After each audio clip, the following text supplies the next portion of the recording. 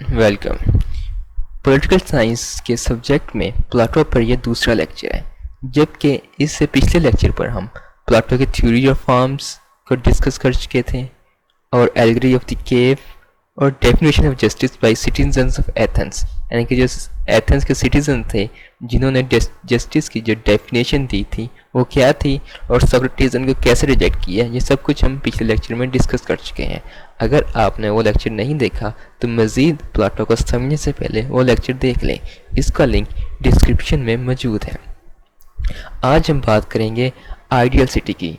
जो ideal city Plato ने design की थी, कि जो स्पीच में कहा था कि जब हम आइडियल सिटी डिज़ाइन करेंगे, क्यों डिज़ाइन करेंगे, क्योंकि प्लाटो को डिफाइन करना था जस्टिस, कि जस्टिस क्या है।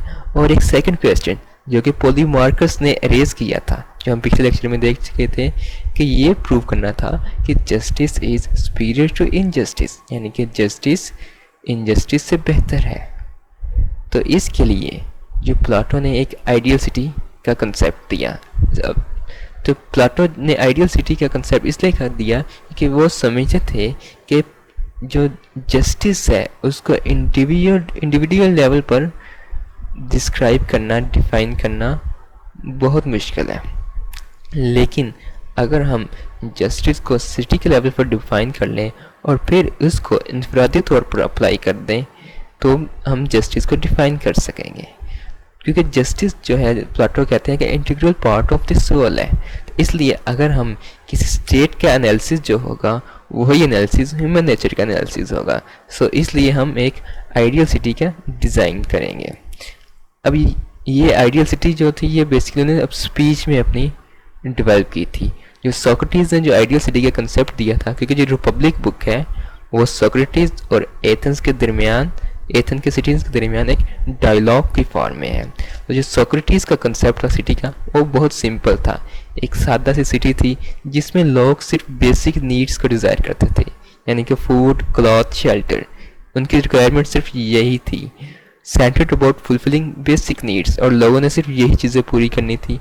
और डिवीजन ऑफ लेबर थी, यानी कि हर शख्स मुख्तलिफ काम करता था, अपने हिस्से का काम करता था। यानी कि कुछ शख्स जो फूड का काम करते थे, कुछ शख्स क्लॉथ का काम करते थे और कुछ शेल्टर का, और फिर बाद में आपस में चीज़ें एक्सचेंज करके गुजारा कर रहे थे। लेकिन ग्लाउकॉन ने कहा कि ये जो सोक्रेटिस ने जो सिटी का कंसेप्ट दिया है ये बहुत सादा है। वो इस सिटी के कंसेप्ट से अनहैप्पी थे सोक्रेटिस से। वो कहते थे कि ये जो है सिंपल सिटी है, ये आइडियल सिटी है, रियलिटी बेस्ड नहीं है। हमें एक ऐसी सिटी बनानी चाहिए जो कि रियलिटी बेस्ड हो, और रियलिटी में लोग सिर्फ बेसिक नीड्स तक ही महदूद नहीं रहते। जब उनकी बेसिक नीड्स पूरी रहती हैं तो वो लग्जरीज की तरफ जाते हैं, रियलिटीज़ की तरफ जाते हैं, वो मज़ीद डिमांड्स करते हैं, बेसिक नीड्स से ऊपर जाने की कोशिश करते हैं, goes beyond fulfilling basic needs. So इसलिए ग्लाउकॉन ने कहा कि सोक्रेटिस अपने शहर में नहीं बल्कि मेरे शहर में जो कि लग्जरियस हो उसमें जस्टिस को डिफाइन करें। तो सोक्रेटिस ने उनकी बात को माना और उनकी सिटी डेवलप की।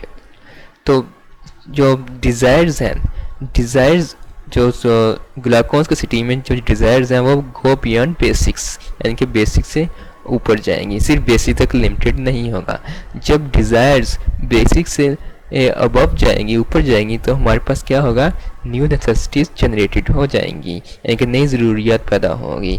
जब नई ज़रूरियात पैदा होंगी तो हम अपनी एक्टिविटीज़ को एक्सपेंड करेंगे, हम जो और कुछ और करें अपनी ज़रूरियात को पूरा करने के लिए नई एक्टिविटीज़ करेंगे।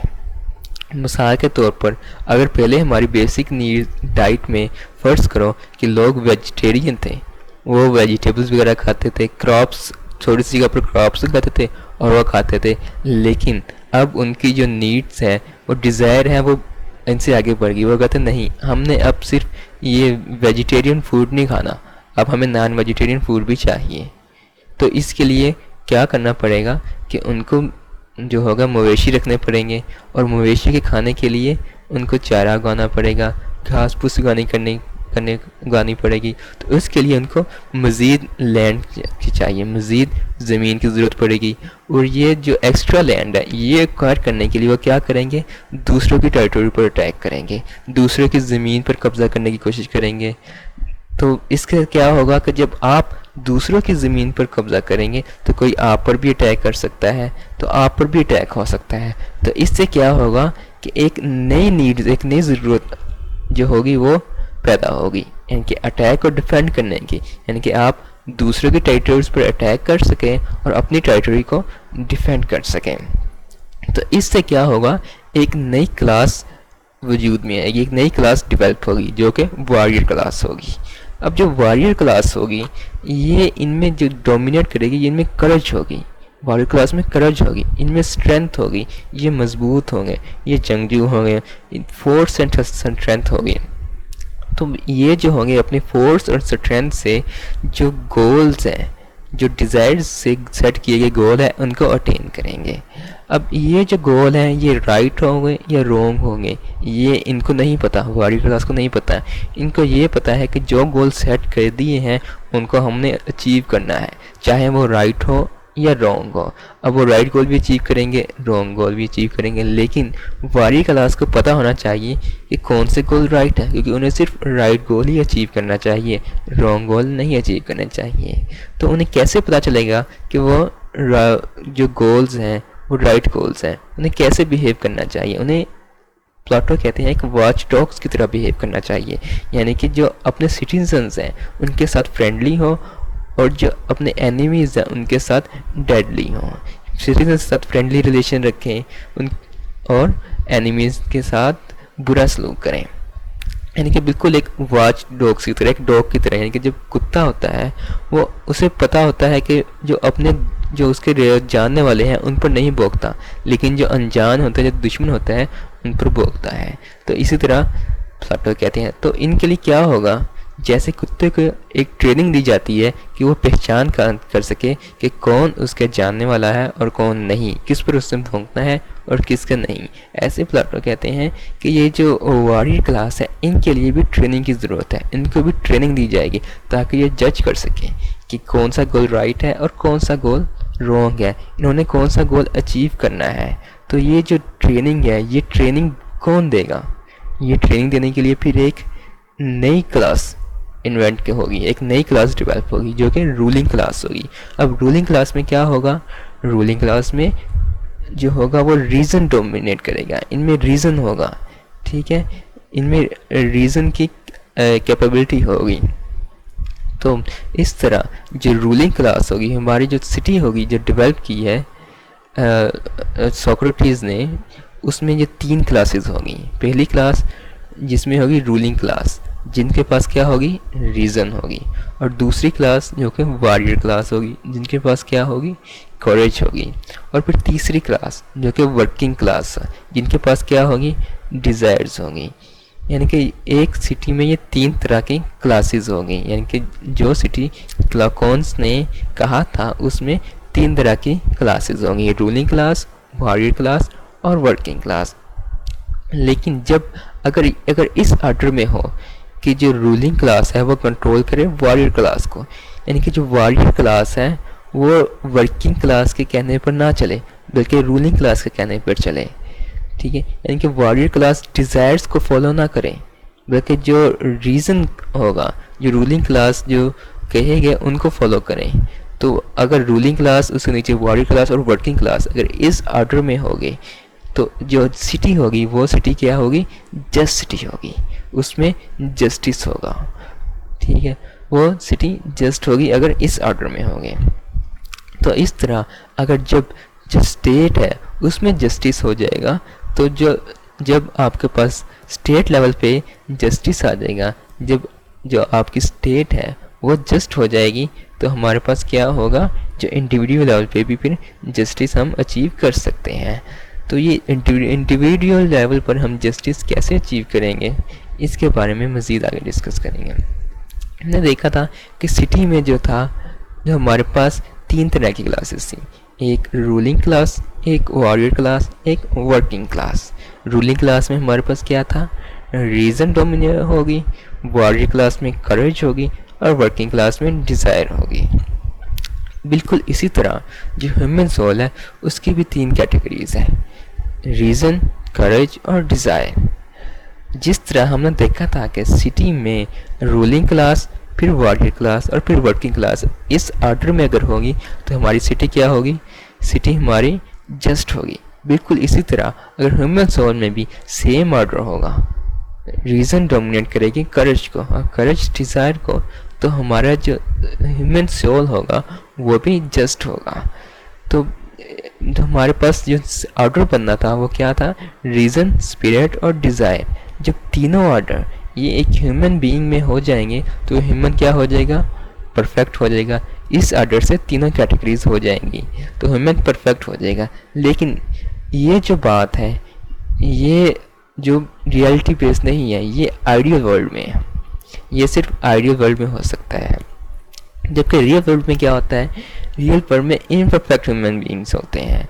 ये तीनों चीज़ें उनमें बराबर नहीं होती या इस ऑर्डर से नहीं होती।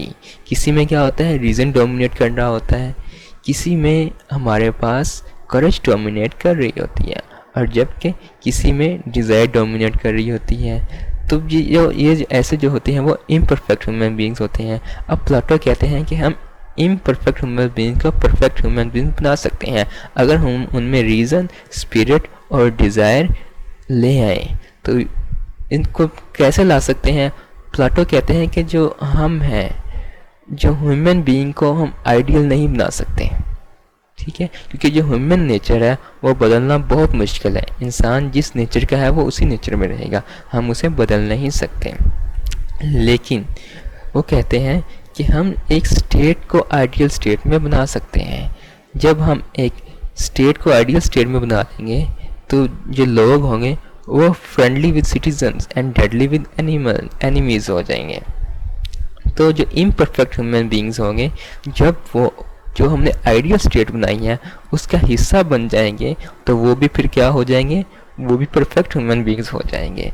अब यहाँ पे क्वेश्चन ये होता है कि जब लोग जो इम्परफेक्ट हैं, जिनमें जो तीनों चीज़ें हैं, रीज़न, करेज और डिज़ायर, वो तीनों चीज़ें नहीं हैं, क्योंकि किसी में कोई एक चीज़ डोमिनेट कर रही होती है। अगर वो आइडियल स्टेट का हिस्सा बन जाएगा तो वो परफेक्ट ह्यूमन बीइंग कैसे बनेगा? क्योंकि हमने देखा था कि जस्टिस सिर्फ उसी सूरत में होगा जब रीज़न, स्पिरिट और डिज़ायर इस ऑर्डर में होंगे। तो अब और जस्ट सिटी क्या होगी, जब रूलिंग क्लास, वॉरियर क्लास और वर्किंग क्लास, यानी कि वॉरियर क्लास रूलिंग क्लास के कहने पे चलेगी, ये ऑर्डर होगा। अब जो शख्स जो होगा जिसमें रीज़न डोमिनेट करेगी उसको हम क्या करेंगे, रूलिंग क्लास में शामिल कर देंगे, वो रूलिंग क्लास का हिस्सा बन जाएगा। और जिस शख्स में करेज डोमिनेट करेगी उसको हम वॉरियर क्लास का हिस्सा बना देंगे। और जिस शख्स में डिज़ायर डोमिनेट करेंगी उसको हम वर्किंग क्लास का हिस्सा बना देंगे। तो इस तरह क्या होगा, जिसमें रीज़न डोमिनेट करेगी उसमें रीज़न तो पहले ही था, उसमें बाकी चीज़ें स्पिरिट और डिज़ायर भी आ जाएंगी, क्योंकि जो स्पिरिट है वो हासिल करेगा वो वॉरियर क्लास से, और जो डिज़ायर है वो हासिल करेगा वो वर्किंग क्लास से, क्योंकि वो एक सिटी का पार्ट हो जाएगा, एक सिटी में हो जाएगा, एक सिटी का हिस्सा हो जाएगा, इसलिए वो तीनों चीज़ें अचीव कर लेगा। इसी तरह जो वो लोग जिनमें करेज डोमिनेट होगी वो वॉरियर क्लास का हिस्सा होंगे, तो वो बाकी चीज़ जो है रीज़न और डिज़ायर, रीज़न हासिल करेंगे वो रूलिंग क्लास से और डिज़ायर हासिल करेंगे वो वर्किंग क्लास से, और उनमें भी फिर तीनों चीज़ें आ जाएंगी और वो भी जस्ट बन जाएंगे। इसी तरह जिनमें डिज़ायर डोमिनेट होगी वो भी बाकी दो चीज़ें दूसरी क्लास से हासिल करने के बाद जस्ट बन जाएंगे, उनमें भी रीज़न, स्पिरिट और डिज़ायर डोमिनेट कर जाएगी। तो इस तरह जो तीनों किस्म के लोग थे वो आइडियल सिटी का हिस्सा बन जाएंगे, जस्ट सिटी का हिस्सा बन जाएंगे, और उनमें भी तीनों चीज़ें आ जाएंगी और वो भी जस्ट हो जाएंगे। इस तरह all happy and all experience justice, तमाम हैप्पी रहेंगे, तमाम जस्टिस एक्सपीरियंस करेंगे और कोई भी किसी को एक्सप्लॉइट नहीं करेगा।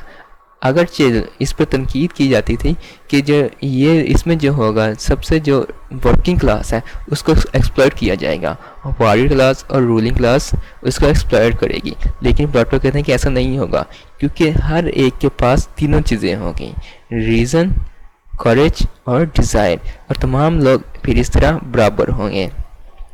तो इस तरह कोई भी किसी का एक्सप्लॉइट नहीं कर सकेगा। तो इस तरह जो जस्टिस की जो डेफिनेशन दी गई थी, जो जस्टिस को डिफाइन किया गया था, वो क्या था? Tripartite division of city and soul, यानी कि सिटी और सोल की 3 हिस्सों में जो डिवीजन थी वो अगर हो जाए तो हमारे पास जस्टिस अचीव हो जाएगा। यानी कि right ordering of the city, यानी कि सिटी में है जो राइट ऑर्डर होगा, सेम इसी तरह जो सोल है, सोल का भी जो हमारे पास राइट ऑर्डर होगा। तो इससे क्या होगा? एक हारमोनियस बैलेंस क्रिएट हो जाएगा तमाम पार्ट्स के दरमियान। तो हर पार्ट जो होगा अपनी फुल पोटेंशियल में होगा। हर जो होगा, हर जो क्लास होगी वो प्रोफेशनल बिहेव करेगी, अच्छा काम करने की कोशिश करेगी, परफेक्ट काम करेगी, और हर कोई अपना पार्ट करेगा, कोई दूसरे के पार्ट में, कोई दूसरे के वर्क में इंटरफेयर नहीं करेगा। तो हमारे पास जस्ट सिटी और जस्ट सोल अचीव हो जाएगी, हमारे पास जस्टिस अचीव हो जाएगा। अब जो सेकंड क्वेश्चन जो राइज हुआ था डिस्कशन के माबैन, जो पॉलीमार्कस ने रेज किया था कि जाते जाते कि justice is superior then injustice, ये जो साबित करना था, क्योंकि पॉलीमार्कस ने कहा था कि injustice is superior to justice. तो प्लाटो को ये भी साबित करना था कि जस्टिस सुपीरियर है। तो प्लाटो कहते हैं कि ये एक जो अनजस्ट पर्सन है, एक अनजस्ट जो बंदा है, उसकी जो सोल होती है वो डिसहार्मोनियस होती है। उसके सोल का जो ऑर्डर है वो राइट डायरेक्शन में नहीं होता, इन ऑर्डर नहीं होता उनमें, और या तो किसी में स्पिरिट डोमिनेट करती है, या किसी में एपिटाइट डोमिनेट करती है, या रीज़न डोमिनेट करती है। तो ऐसा जो बंदा होता है वो प्लाटो कहते हैं कि वो एक बीमार बंदे की तरह होता है, एक डिजीज़ पर्सन की तरह होता है। अब जो बीमार बंदा है, चाहे उसके पास जितनी मर्ज़ी दौलत हो, जितना मर्ज़ी पैसा हो, जितनी मर्ज़ी सहूलतें हों, वो कभी भी आपको खुश नहीं दिखेगा। वो अंदर ही अंदर से बीमारी की वजह से गमज़दा रहेगा, वो खुश नहीं रह सकता। सेम प्लाटो कहते हैं कि अनजस्ट पर्सन है। जब इसके अपोजिट जो एक जस्ट पर्सन है, उसमें क्या होगा? हारमोनियस सोल होगी, उसका जो पार्ट ऑफ सोल होगा वो राइट ऑर्डर में होगा, उसकी स्पिरिट जो होगी, एपिटाइट और जो रीज़न होगी वो प्रॉपर ऑर्डर में होगी। तो ऐसा जो बंदा होगा वो एक हेल्दी पर्सन की तरह होगा। अब जो हेल्दी शख्स है वो अगर जिसके पास पैसा कम भी हो लेकिन फिर भी वो खुश रहेगा, उसे ज़्यादा काम करना पड़े लेकिन फिर भी वो खुश रहेगा। तो इस तरह क्या होगा? जस्टिस जो होगा वो एक हेल्थ की तरह है, यानी कि जस्टिस एक सेकंड टाइप ऑफ गुड है, जो कि ग्लाकोन ने कहा था कि जस्टिस जो है वो थर्ड टाइप ऑफ गुड है। और लेकिन प्लाटो ने इधर साबित किया कि नहीं, जस्टिस सेकंड टाइप गुड है। जस्टिस हम चाहते हैं उसके जस्टिस की वजह से भी और उसके कंसिक्वेंसेस की वजह से भी। जैसे हेल्थ है, हेल्थ खुद भी एक अच्छी चीज़ है और उसके जो कंसिक्वेंसेस भी अच्छे हैं कि हमें बीमारी से महफूज रखती है। सेम इसी तरह जस्टिस है। तो इस तरह प्लाटो ने साबित किया कि justice is superior then injustice. तो इस लेक्चर में हम यही डिस्कस करेंगे। इसके नेक्स्ट लेक्चर में हम डिस्कस करेंगे कि जो कौन कौन सी प्रिकॉशंस थी, कौन कौन से मेजर्स थे जो प्लाटो ने लिए एक आइडियल स्टेट बनाने के लिए और एक आइडियल स्टेट को बरकरार रखने के लिए और करप्शन से बचने के लिए। Thank you.